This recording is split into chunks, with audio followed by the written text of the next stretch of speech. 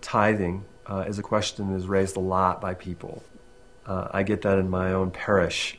People who are wrestling with deep issues, not only personally in their life and their spiritual maturity, but they're wrestling with the continuity, discontinuity of the Old Testament, New Testament, how they fit together, and is there a timeless sort of wisdom principle which grace builds upon?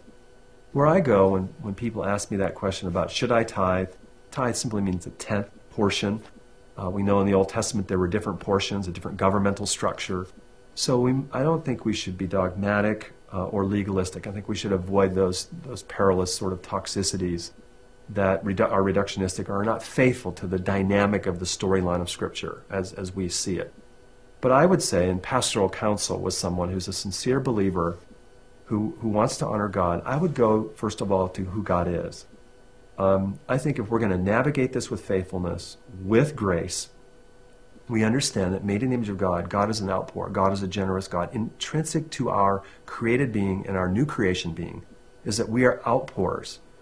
We are givers. And Paul, in his farewell address to the Ephesian elders, which is a local church context in the first century, in Acts 20, he reminds them at the very end, using Christ's own words, it is more blessed to give than to receive. Now, I think that is theologically very profound because it is centered in who we are in our created essence and in new creation life in grace, that as we press into more of the fullness of Christ in our life as disciples of Christ, that our lives are increasingly marked by generosity. We see this, for example, in Paul's letter to Timothy, and how he encourages those who are rich in this world. He says, instruct them in generous living.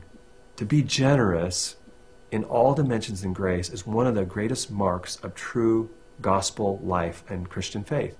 So the broad theme of whether we are to be generous, I think is answered profoundly, Old and New Testament text. So I call people to live a generous life.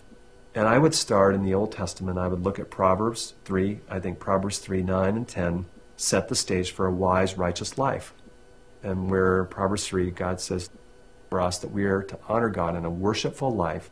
We are to give Him our best, not our leftovers. He says, honor the Lord from the first of your wealth. That's the best of your wealth. That's like your 401k. And the first fruits of your produce. So tithing or honoring God or giving out of your wealth and income is a timeless principle of God honoring people.